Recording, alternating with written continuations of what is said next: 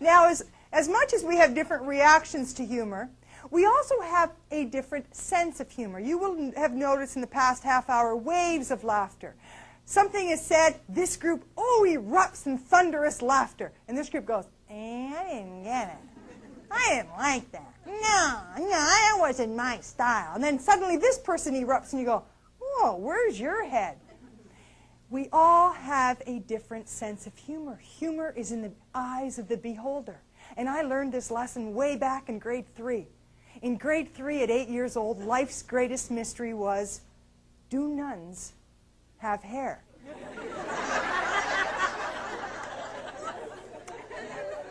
When you are 8 years old, and that is one of your career choices, it was an answer that must be discovered. We used to talk about it at recess. We used to talk about it after school. We'd say, why no, what do you think? Do you think she has hair? I don't know. Well, one day, I became the chosen one. Not to be a nun, but to discover the truth. And this is how it went. We were walking back from turtle drill. This is where I lose it. But they go, hey, turtle drill? This was in the 50s. They used to ring a siren. We used to have to all go upstairs. Thank you. Get on your knees and huddle. And then we'd go back to the class. Well, I was always the tallest in the class, which meant I was always at the back of the line and the middle of the photograph, okay? The world revolved around me, okay? Anyway, this particular day, the line got changed around, and I became the first in line. I followed Sister Mary Eva herself. We were returning to our classroom, going down the stairs. I underestimated the length of her veil and the length of my stride. I took one giant step forward, and all I remember is, ah! And the ripple effect up the stairs. She's got hair! She's got hair! She's got hair! I would have never believed that Sister would hold a grudge. It didn't matter, though. I vowed, it's okay, Carol, just go back to your seat and just behave. Keep your mouth shut for a while, okay? Well, I went back, and I was a little devastated, and I was at the last seat in the third row. And it was time for social studies. And we were reading in order from the front girl up here. And she started from the reader, and she read out loud.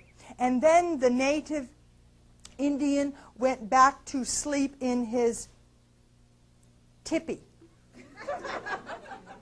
I hear the mispronounced word tippy. I think to myself, Auntie Mary has a dog named Tippy. This is funny. When you think it's funny, you laugh out loud. Ah! When you laugh out loud and you are the only one laughing, I raised the top of my desk and I laughed inside, only to serve as an echo chamber. I knew I was in trouble when I heard,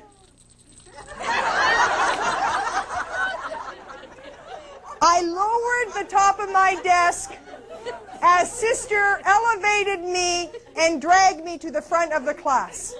Now, for those of you who share with me the common trait of enjoying people and laughing with people, you know that we're also very, very sensitive.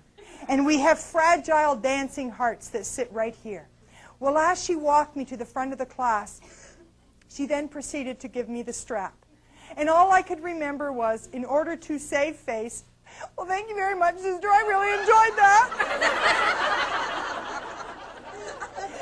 And I went back to my seat and vowed I would not open my mouth again until grade 9. And then grade 9, I went off to an all-girls Catholic high school.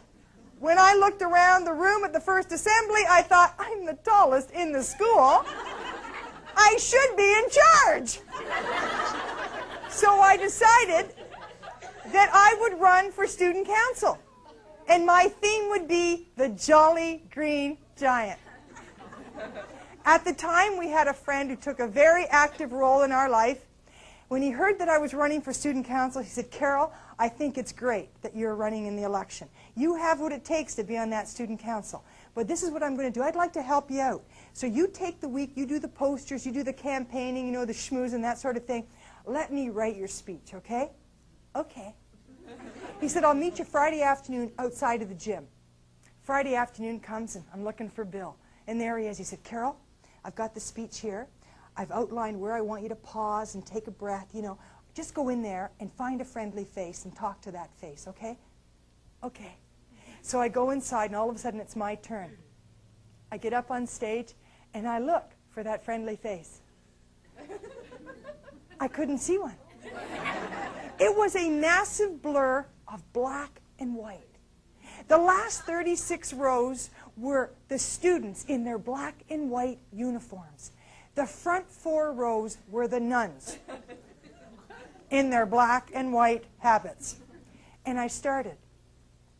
Sisters, teachers, fellow students, don't be concerned about the fact that the Jolly Green Giant only wears leaves. Just keep in mind that Eve only wore leaves too. Now I know why Adam's favorite season was fall.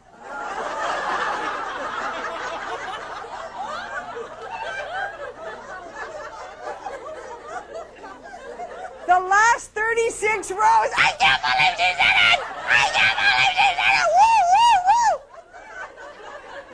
The front 4 rows, squirting of their ears, their belly button, their ankles, oh! And I no sooner said, so please be choosy, vote for Bertuzzi. I heard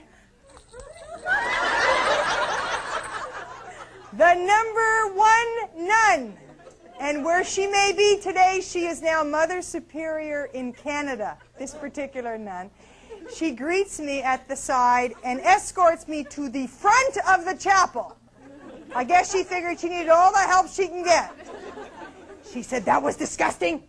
That was humiliating. I have every notion to pull you out of this election and even expel you.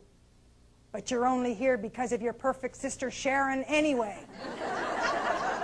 I said, Sister, I didn't think it was funny, did you? Oh, of course not. Well, I won their hearts and I won their votes.